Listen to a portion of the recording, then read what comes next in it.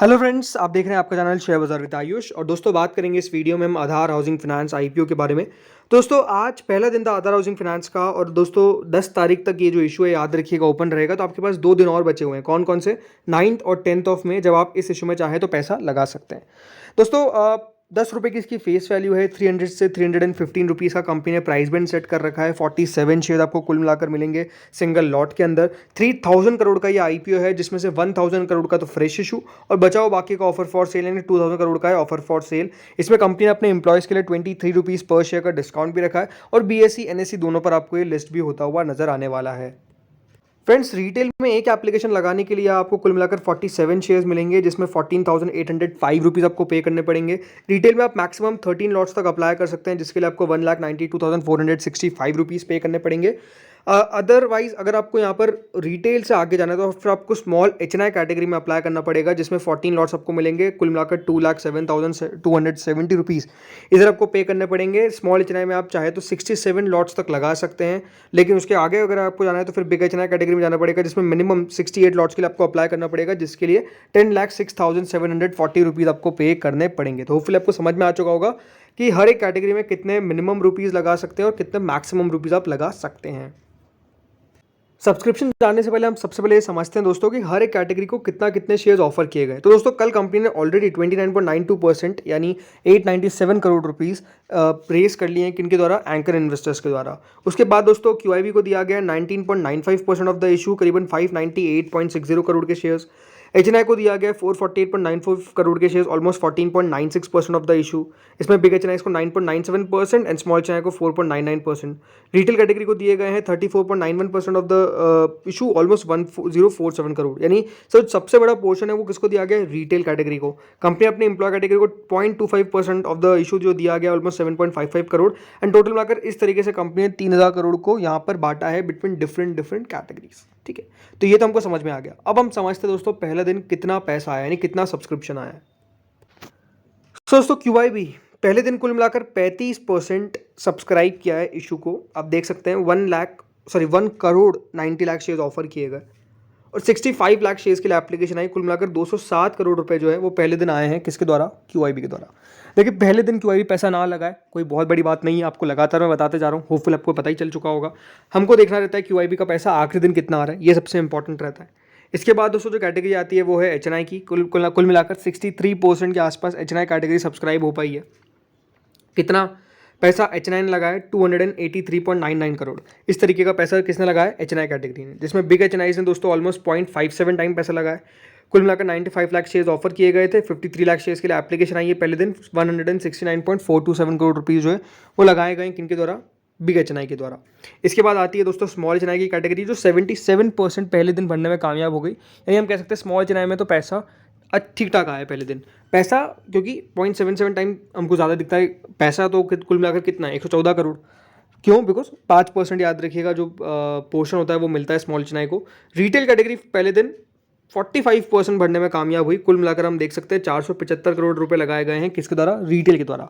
अब क्योंकि देखिए जो आईपीओ का पोर्शन है वो डेफिनेटली रिटेल के लिए बड़ा है एंड डेफिनेटली इशू का साइज़ भी ठीक ठाक है, इसलिए दोस्तों जो आपको आईपीओ है वो पहले दिन कुल मिलाकर जो सब्सक्राइब होता हुआ देखने को मिला है।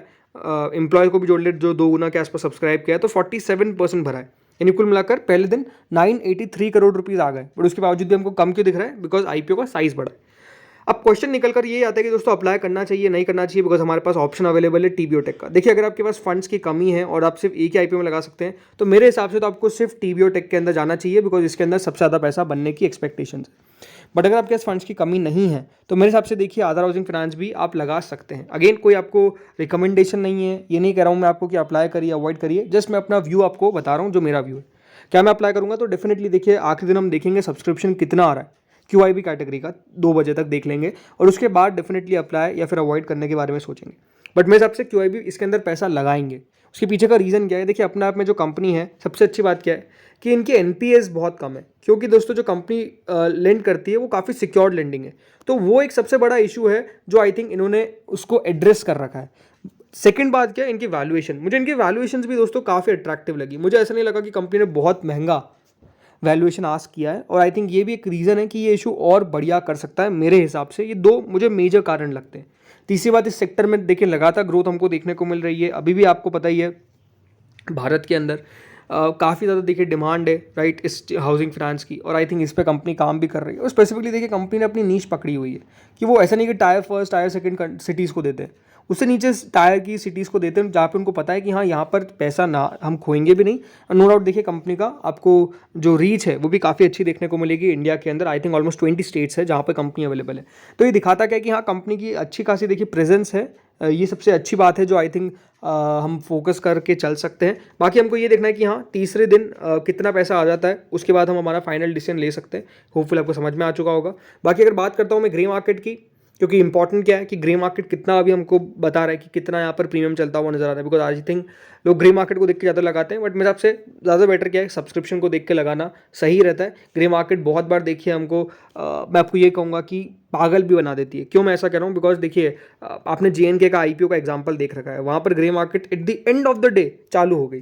काफ़ी लोगों ने तो उम्मीद छोड़ी दी थी इसलिए देखा नहीं, बट ग्रे मार्केट चली और लिस्टिंग आपको पता है कितनी 56 फाड़ की हुई है।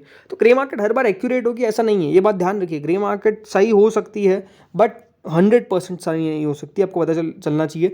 कभी कभार हो सकता है कि कोई IPO की ग्रे मार्केट बहुत ऊपर है बट लिस्टिंग नीचे हो रही है। ये मार्केट है, ये इसी तरीके से चलता है, ये आपको समझ में आना चाहिए। बाकी हम ग्रे मार्केट की बात करते तो देखिए 22% के आसपास चल रही है, 22.54%, 71 रुपीज़ के आसपास GMP है।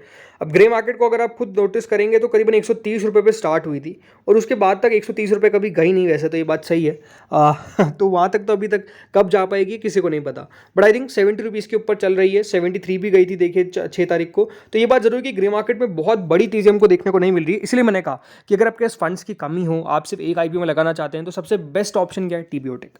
TBO टेक के अलावा हमको किसी को और को नहीं देखना है। बट अगर आपके पास फंड्स की कमी नहीं है तो आप जा सकते हैं कहाँ पर, यहाँ पर आधार हाउसिंग फाइनेंस में, तो यहाँ पर आप पैसा लगा सकते हैं। तो फिर आपको समझ में आएगा। बाकी आप लोग बताइए आपका व्यू क्या है इस IPO को लेकर, आप अप्लाई करेंगे या फिर अप्लाई नहीं करेंगे, बताइएगा कमेंट सेक्शन में। होपफुली आपको वीडियो अच्छा लगा होगा, अगर लगा तो लाइक कर देना, चैनल को बिल्कुल सब्सक्राइब करिए एंड वीडियो शेयर करिए। क्यों शेयर करिए, मैं ये ऐसा कहता हूँ अपने फ्रेंड्स एंड फैमिलीज़ के साथ, बिकॉज ये बात ध्यान रखिए सबको पैसा बनना चाहिए। एंड नो डाउट जिस तरीके का देखिए अभी एक्शन हमको देखने को मिल रहा है, सबसे इंपॉर्टेंट बात है जो अपॉर्चुनिटी मिल रही है इसका हम सबको फ़ायदा उठाना है। एटलीस्ट देखिए मेरे सब्सक्राइबर्स को फ़ायदा उठाना है, इसीलिए मैं आपको शेयर करने की भी कहता हूँ। और नोटिफिकेशन बेल को भी प्रेस कर लीजिए, बिकॉज जो भी IPO रिलेटेड एक्शन रहेगा, बाकी शेयर्स रिलेटेड भी एक्शन रहेगा, वो आपको चैनल पर मिलता है। तो बस आप चैनल के साथ जुड़ रहिए, सब्सक्राइब करके रखिए, नोटिफिकेशन बेल को प्रेस करके रखिए, आपको सारा इन्फॉर्मेशन मिल जाएगा जस्ट सिंगल चैनल पे। इस वीडियो में तो इतना ही था, अच्छा लगा है तो बिल्कुल लाइक करना आप लोग ना भूलिएगा। Thank you friends for watching this video.